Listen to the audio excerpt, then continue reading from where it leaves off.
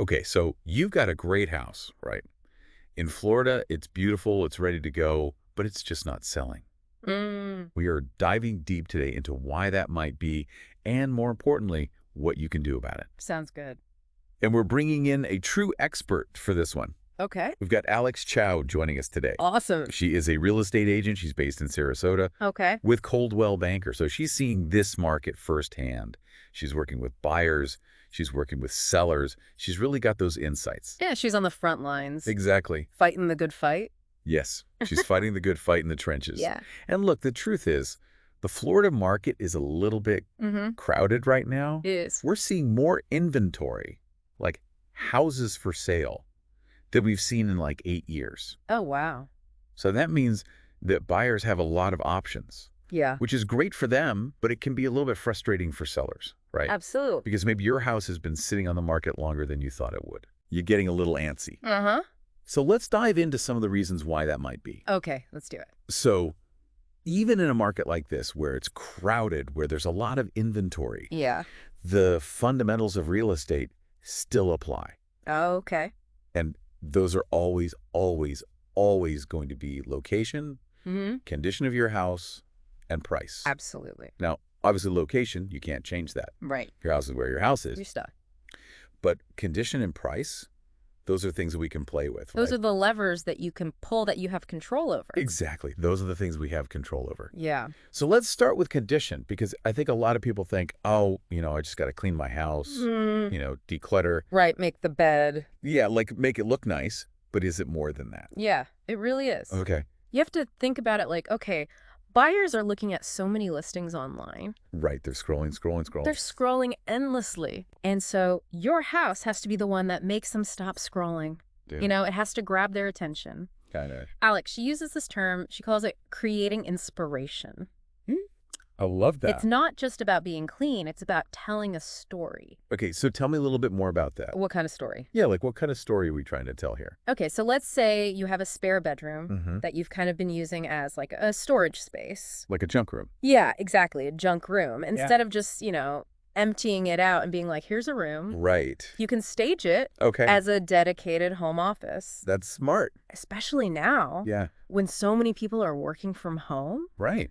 it's a huge selling point. It is. She was even talking about like staging outdoor patios as like work from home havens. Oh, that Florida lifestyle. Yeah, exactly. Like enjoy the sunshine Work on your laptop. while you're working. I love it. So it's all about, what's that story that your house is telling? I see. So you're really leaning into those trends, Mm-hmm. those things that people are really looking for, Yeah. and using your space to tell that story. Uh-huh.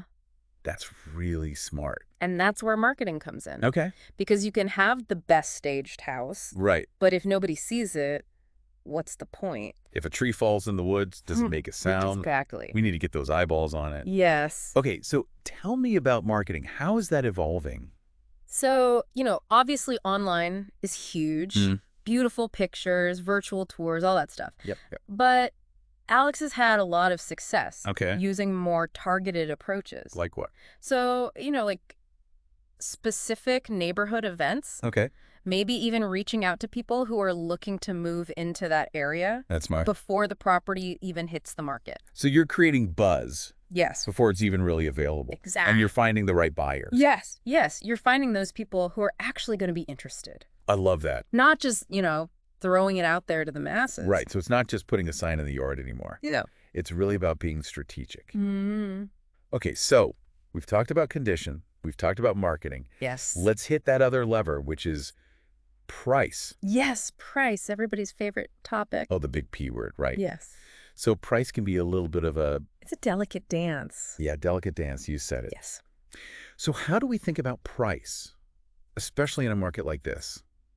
So if your house isn't checking all those boxes, Like maybe it's not perfectly staged, or maybe... yeah, maybe it needs a little bit of work. Yeah. Price becomes even more important Okay. because, you got to make it attractive to those buyers. I see. You got to sweeten the deal a little bit. Exactly. Got it. And the thing is, your property has its highest value Mm-hmm. on the very first day Oh. it's listed because that's when it has the most negotiating power. Okay, so day one, brand new listing, You've got the power. You got the power. You're the belle of the ball. Exactly. Okay, so as time goes on, That power it dwindles, starts to go away. especially in a market like this. Okay, so that means pricing strategy from the beginning is so important. Yes, crucial. Crucial. Okay, so what happens if we overprice it? If you overprice it, you're kind of shooting yourself in the foot Okay. because you might end up sitting on the market for way longer than you wanted to. Right. And then that negotiating power is gone. Oh, it's gone. And you're kind of stuck. And you could end up having to carry 2 mortgages.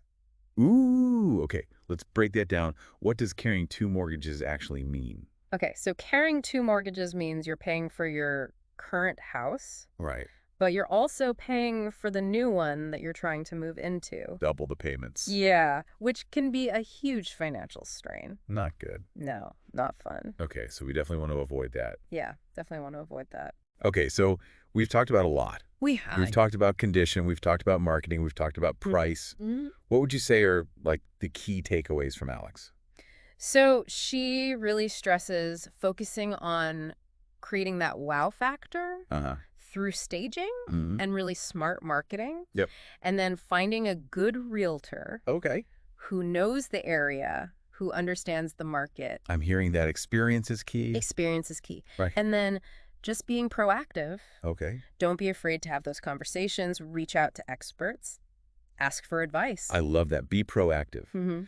Okay, so before we let everybody go today, Yeah. I want you to think about something. Okay. What are some unique things about your neighborhood Mhm. that you can really highlight to attract those buyers? Yeah. What makes it special? Exactly. Is it near great schools? Mm-hmm. Mm-hmm. Is it near parks? Mm-hmm. Is it near a cute downtown? Right. Is it walkable? Yeah, is it walkable? What's nearby? What's nearby? Those are all things that people care about. Yeah.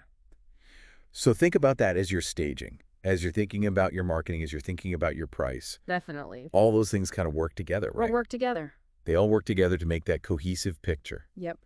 All right, so remember, even in this crazy market, Mm. you can sell your house. Yes. You can do it. You can do it. Be strategic, be proactive, and if you need some help, reach out. There are people out there who can guide you. Absolutely. That's all we've got for today. Thanks for joining us for this deep dive into the Florida real estate market. Thanks